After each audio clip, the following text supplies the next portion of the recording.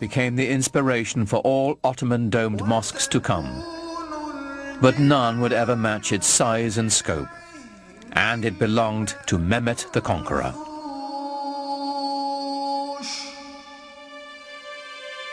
News of his triumph sent shockwaves around the world. For Europeans, it was a concomitant disaster. Constantinople was, after all, the new Rome. It was Constantine's capital city. It was the symbol of Christian dominance in the East.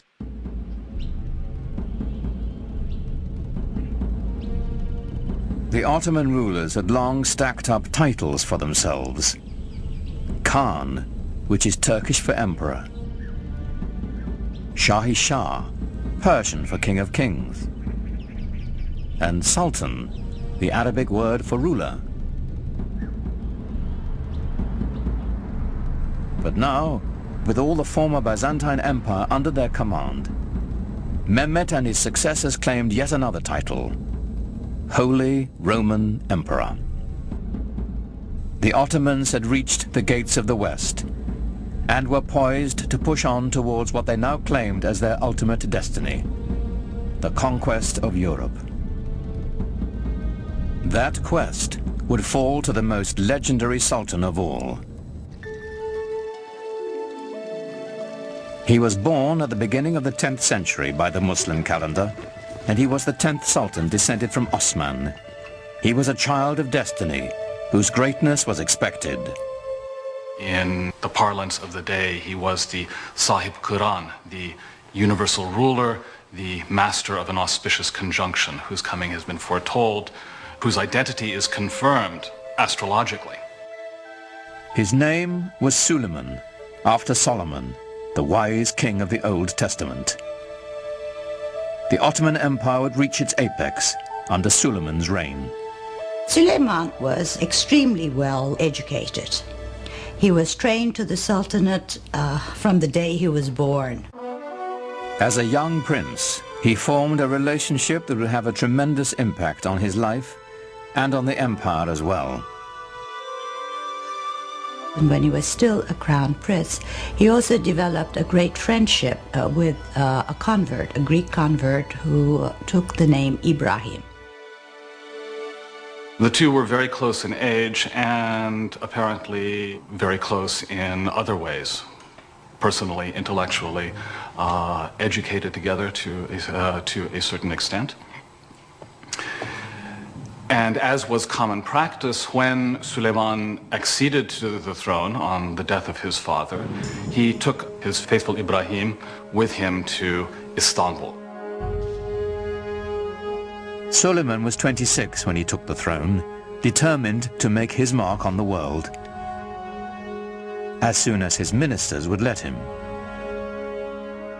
In his early years, Suleiman had to contend, for example, with grand viziers and generals who simply refused to obey him.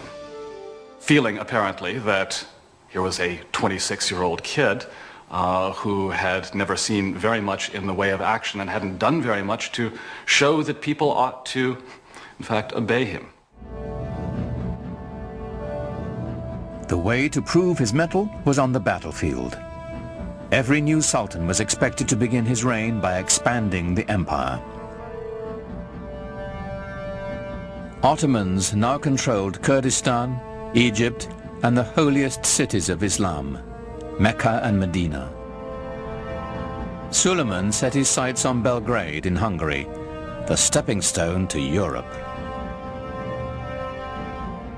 He was the head of the Ottoman dynasty, and he had certain duties to perform. One was conquest, and the first task Suleiman took upon himself a year after he ascended the Ottoman throne was to head towards Belgrade and capture it. Belgrade was very important strategically because it was from there the army could move further on west. A year later, he turned his ambitions on the island of Rhodes. The tiny island was a troublesome outpost of Christianity in an otherwise Ottoman sea. It was also a haven for pirates preying on Muslim trade ships.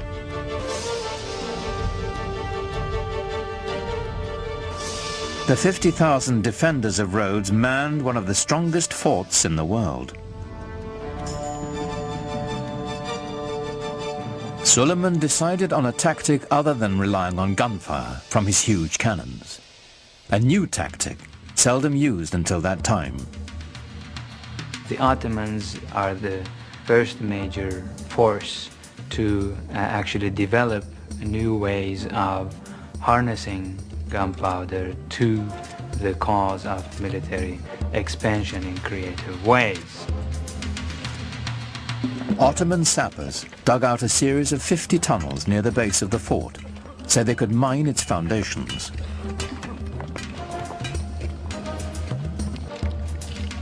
Performing this dangerous work were expendable Christian conscripts from the Balkans.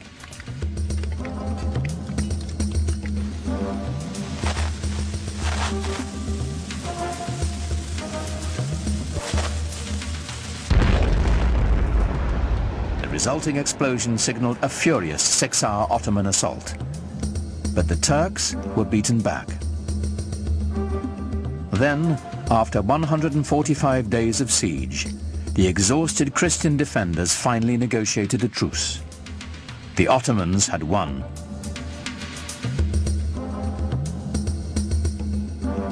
Victory did more than deliver Rhodes to the empire.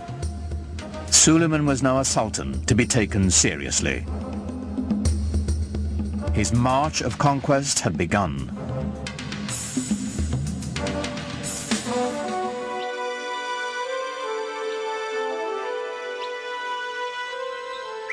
Europe grew to fear the name of Suleiman.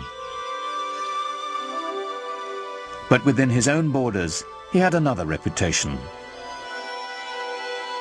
Islamic history remembers him as Kunan, the lawgiver. Ottomans were really bureaucrats in full sense of the word. They kept every single record, and in order to control the different peoples who participated in the world of the Ottomans, they had to have very carefully sorted out legal systems. Under Suleiman, a single legal system was defined for the sprawling empire. His laws would later become the basis of constitutions for several other nations. Well, Suleiman was the supreme monarch of the area. He was the center of the world.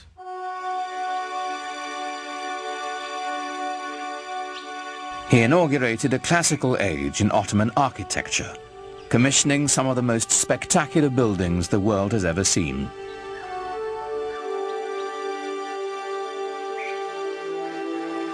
Suleiman was in a unique position of wealth and of consolidation, and he focused his attention on developing monumental architecture to commemorate his great dynasty and himself. Great religious architecture can really give people a sense of what is at the heart of the faith. Grandeur and majesty are the things that come to mind when Muslims think about God. A building that is grand and majestic can immediately remind people of the glory of God. Suleiman's chief architect, Sinon, was a man whose vision perfectly complemented the empire builder. Sinon perfected the signature structure of Islam, the domed mosque. His career spanned half a century and produced well over 300 buildings, including the refurbishment of one of the most important monuments in Islam, the Dome of the Rock in Jerusalem. But for the Sultan, of course, he built his masterpiece, the Süleymaniye Mosque in Istanbul. It is truly befitting Sinan, who's called the Great Master. These buildings were horrendously expensive, huge things that took many, many years to build, and a great deal of architectural talent and engineering skill and engineering experience.